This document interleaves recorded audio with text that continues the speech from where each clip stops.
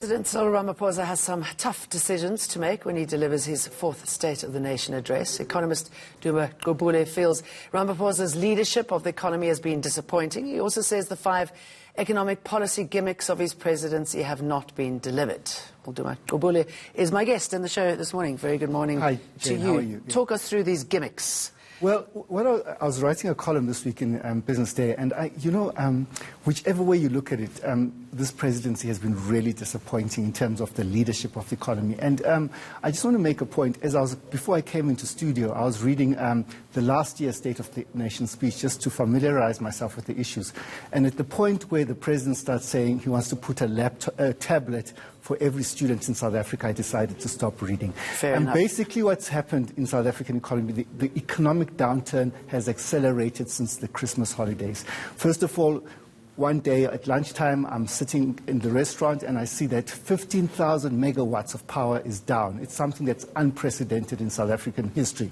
And then it's continued. The energy crisis has continued. And then our economy has gone from bad to worse since the beginning of the year. Every single forecast of economic growth has been going down.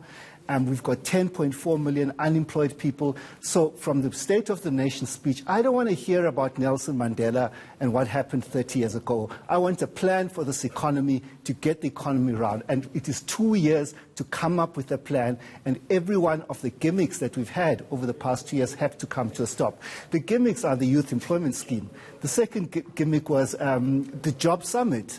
The third one was the investment, the so-called stimulus and recovery plan that didn't have a stimulus. The fourth gimmick was the appointment of these investment envoys. And then the next thing they do, they appoint 3 more cabinet ministers to be envoys, and then they put an infrastructure office in the presidency. Now, the thing is, if state investment is collapsing, you can't be asking the private sector to invest more in your economy. You can't be asking foreign investors to invest in your economy when the state itself is not investing in the economy and showing confidence in its own country. So what happens now is that you have to ask private investors for more just to stop the leaking on the other side, yeah. And what is he going to say to encourage private investors to do something like that? I mean, it's a pointless exercise because you ask them to increase and you put more money. So let's say to take a bath analogy. So they put more money in the bath, so more water in the bath, and then there's water leaking out of the bath through the state-owned sector. So it's just a pointless exercise. So we need to. So what can he come up with today? I mean, he must say something. He has to say something. COSATU came up with a proposal which I think has merit.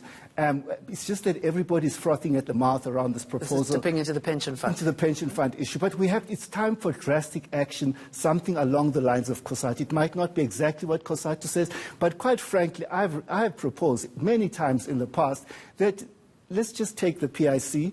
The level of funding in the PIC is obscene for a country with such high level of poverty. We've got a debt of 2.8 trillion, and then we've got 2.2 trillion rands of assets in this PIC. It would not, 80 billion rand, that's a debt that the Eskom owes the PIC.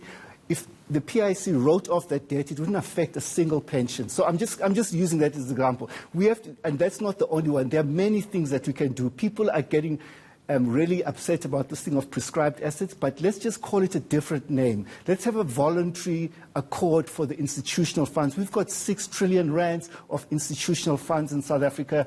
Why can't a portion of that go towards projects that are going to create jobs? Let's forget it. Let's just say that these won't go into Eskom, they won't go into SA, they're going to go into job-creating projects. There's so many things we can do if we just think creatively. And do you think it matters what he actually says today? I mean, we hear that Anglo Gold is sold up and they're gone. Damelin is 700 people gone. Damelin, every single day, companies are shutting down.